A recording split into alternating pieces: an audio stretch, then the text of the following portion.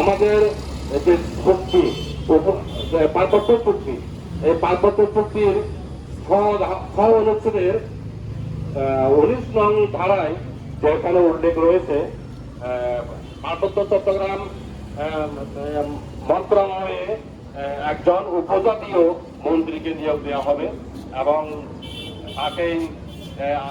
তাকে সহযোগিতা করবে আঞ্চলিক পরিষদ, 3 পার্বত্য জেলার চেয়ারম্যান বা প্রতিনিধিরা।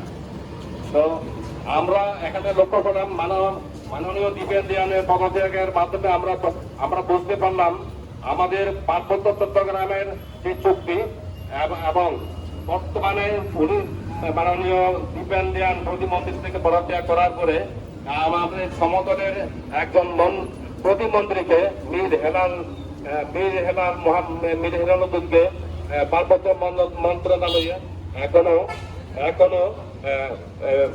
বহাল তবিয়তে রাখা হয়েছে পার্বত্য মন্ত্রণালয়ে, যা এটা পার্বত্য চুক্তি যেটা ছিল তার সাথে খুবই সাংঘর্ষিক এবং এটা মন্ত্রী মাননীয় বিজ্ঞান দেওয়ানকে তার সহজে বহাল রাখা এবং সমতলের মন্ত্রণালয়ের প্রতিমন্ত্রী জনাব মীর হেলাল উদ্দিন পার্বত্য মন্ত্রণালয় ঢুকেছে বিলম্বে প্রত্যাহার করার জন্য মাননীয় প্রধানমন্ত্রী মহোদয়ের কাছে আমরা বিনীত অনুরোধ করছি।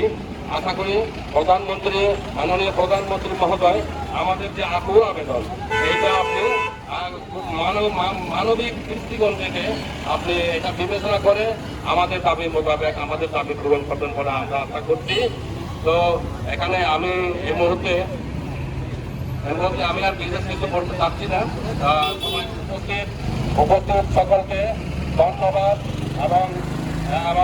ধন্যবাদ এবং কৃতজ্ঞতা জানিয়ে আমার বক্তব্য এখানে শেষ করলাম।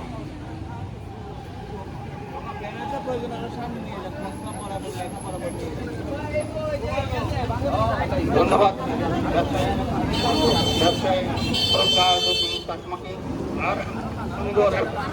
মূল্যবান বক্তব্যের জন্য। আমরা আমাদের এই দাবিগুলো অত্যন্ত যুক্তিসঙ্গত, তাই এই যুক্তিসঙ্গত দাবিকে আরো প্রতিষ্ঠিত করার জন্য আমরা এখন বক্তব্য রাখবেন আমাদের খাগড়াছড়ির বিশিষ্ট ব্যবসায়ী জনাব বেলালকে ওনার মূল্যবান বক্তব্য রাখার জন্য বিনীত অনুরোধ করছি। আজকের এই মানববন্ধন কি কারণে আপনারা সবাই অবগত আছেন।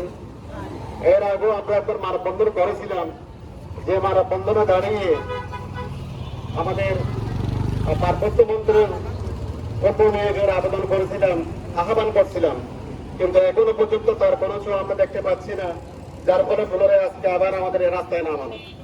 সংগ্রামী সাথী বন্ধুরা,